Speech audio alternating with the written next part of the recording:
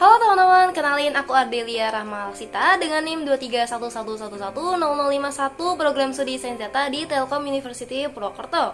Jadi di sini aku akan menjelaskan apa itu konkurensi pada sistem operasi. So, stay tune dan nantikan videonya. Selamat menyaksikan.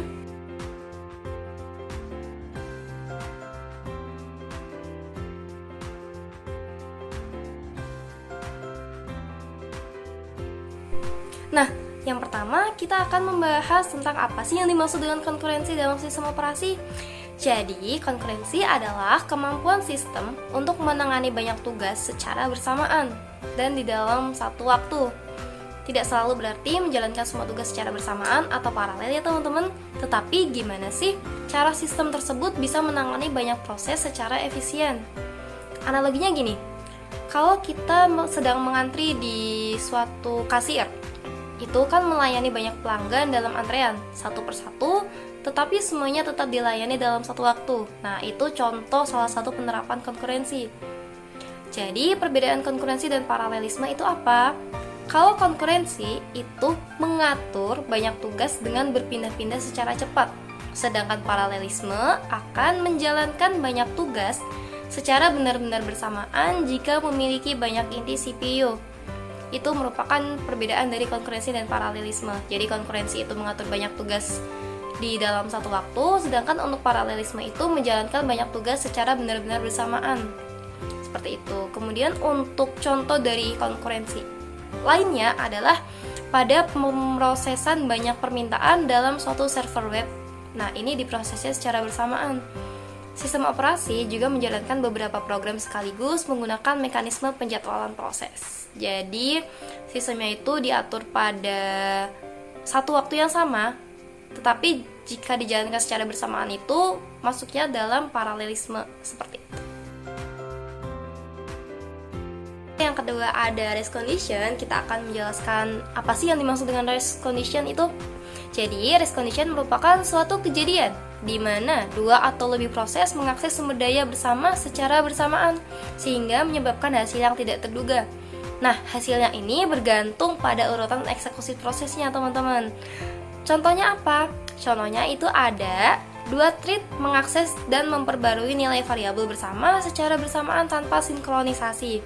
Contohnya dalam perbankan itu juga ada. Nah, apa sih contohnya dalam hal atau bidang perbankan itu? Ada ini, dua proses menarik saldo dari akun yang sama tanpa mekanisme kontrol, sehingga ini menyebabkan saldonya menjadi salah. Oke, kemudian untuk cara mengatasi race condition itu seperti apa? Caranya ada dengan menggunakan mekanisme sinkronisasi seperti mutex dan semaphore. Nah, ada juga atomic operations, di mana kita harus memastikan operasi berjalan tanpa adanya interupsi. Ada juga critical section, di mana kita menentukan bagian kode yang hanya boleh dijalankan satu proses pada satu waktu. Oke, seperti yang telah dijelaskan sebelumnya, kita akan membahas mutex dan semaphore juga teman-teman. Yang pertama kita akan masuk pada semaphore terlebih dahulu, di mana definisi semaphore ini adalah struktur data yang digunakan untuk mengontrol akses ke sumber daya bersama dalam sistem operasi. Diperkenalkan oleh Edgar Dijkstra. Jenis semaphore itu ada dua, yaitu counting semaphore, di mana ini penggunaannya adalah untuk mengontrol akses ke beberapa sumber daya. Yang kedua ada binary semaphore atau mutex. Di sini akan memastikan hanya satu proses yang dapat mengakses sumber daya pada satu waktu. Operasi dasar semaphore itu ada tiga. Yang pertama ada inisialisasi, ada wait, dan ada signal. Di mana yang pertama adalah inisialisasi, ini akan menentukan nilai awal semaphore. Kemudian yang setelah nilai awalnya ditentukan, kedua adalah wait atau P operation, ini akan mengurangi nilai semaphore sehingga memblokir proses jika nilainya menjadi negatif. Dan yang ketiga ada signal atau V operation, ini akan meningkatkan nilai semaphore, memungkinkan proses lain untuk berjalan. Jadi wait ini akan mengurangi nilai semaphore, sedangkan signal ini akan meningkatkan nilai semaphore. Contoh penggunaan dari semaphore ini adalah pada pengelolaan akses ke printer dalam jaringan. Nah, di sini itu kan hanya menggunakan satu proses yang dapat mencetak dalam satu waktu. Yang kedua ada contohnya pada saat mengatur antrian kendaraan di jalur satu arah menggunakan sistem lampu lalu lintas berbasis semaphore. Ini juga merupakan contoh penggunaan dari semaphore, teman-teman. Oke teman-teman, aku mau kasih contoh lebih lanjut tentang semaphore. yaitu pertama ada lampu lalu lintas. Jadi lampu lalu lintas itu digunakan untuk mengatur arus lalu lintas di persimpangan atau di jalan raya. Nah, lampu lalu lintas ini beroperasi dengan menampilkan lampu merah, kuning, dan hijau secara berurutan. Ini membiarkan arus lalu lintas di setiap arah satu demi satu mencerminkan perilaku semapur. Karena semapur ini mengatur lalu lintas, mengatur risiko kecelakaan, dan membuat arus lalu lintas lebih efisien. Jadi pada semapur ini, lampu lalu lintas tersebut itu nggak mungkin langsung menyala tiga-tiganya secara bersamaan, yaitu merah, kuning, hijau, melainkan secara berurutan antara merah terlebih dahulu, atau kuning, atau hijau. Nggak mungkin tiga-tiganya menyala secara bersamaan. Contoh lainnya ada pada antrean restoran. Di restoran, pelanggan itu kan mungkin perlu masuk dan mengantri secara bersamaan. Namun, restoran juga memiliki kapasitas tertentu, dan jika terlalu banyak pelanggan di dalamnya, waktu tunggu akan lebih lama dan terjadi kemacetan. Semapur ini dapat digunakan untuk mengatasi situasi ini. Jadi, apa sih keuntungan dan kerugian semapur? Untuk keuntungan semapur yaitu ada pada alokasi efisiensi, di mana semapur ini akan memungkinkan kita untuk mengalokasikan sumber daya sistem secara lebih efisien, dan memori yang digunakan juga lebih efektif. Yang kedua yaitu ada mengendalikan beberapa proses, di mana memungkinkan kita untuk dapat mengalokasikan memori ke tugas-tugas tertentu sesuai kebutuhan kita.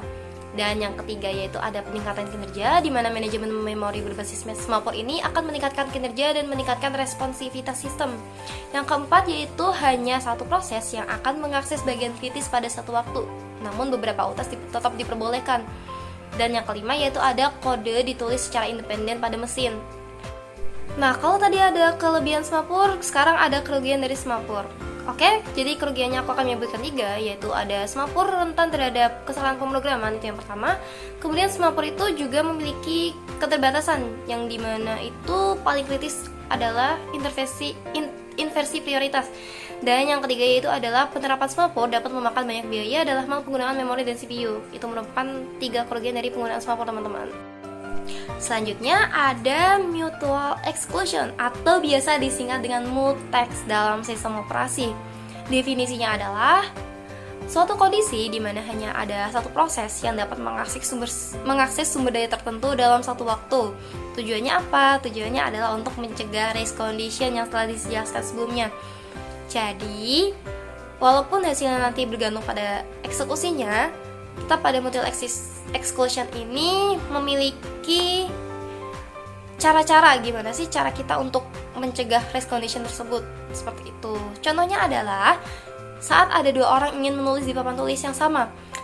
Jika tidak ada aturan, keduanya bisa saling menimpa tulisan. Solusinya adalah hanya satu orang yang boleh menulis dalam satu waktu, supaya tulisannya tadi tidak saling menimpa atau bertimpaan. Contohnya dalam pemrograman ada juga, teman-teman, yaitu kalau ada 2 thread yang mengakses variabel global secara bersamaan dapat menyebabkan hasil yang salah jika tidak diatur dengan mutex. Implementasi mutex dalam pemrograman ada di slide yang saya tampilkan. Oh iya, aku mau kasih contoh lain dari mutex nih. Contohnya yaitu ada pada ATM bank. Nah, ini kan nggak memungkinkan nasabah untuk melakukan berbagai transaksi secara bersamaan. Misalnya, jika seorang nasabah menarik uang, nasabah lain tidak dapat menyetor uang atau melakukan transaksi lain pada ATM yang sama pada waktu yang sama pula. Untuk menangani situasi ini, mutex dapat digunakan pada setiap ATM. Ketika nasabah ingin mengakses ATM, mutex pada ATM akan terkunci dan nasabah lain tidak dapat mengakses ATM tersebut. Sehingga nasabah pertama tadi harus menyelesaikan terlebih dahulu transaksinya, baru nasabah lainnya dapat mengakses ATM tersebut.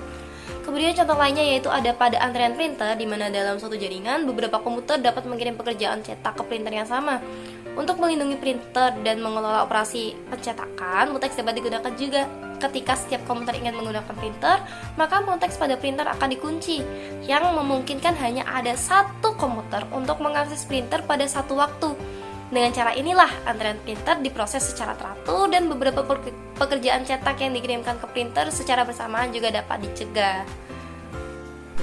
Nah, mutex ini memiliki keuntungan, teman-teman, dan memiliki kekurangan pula. Jadi, keuntungannya itu ada, datanya akan tetap konsisten dan membantu menjaga integritas.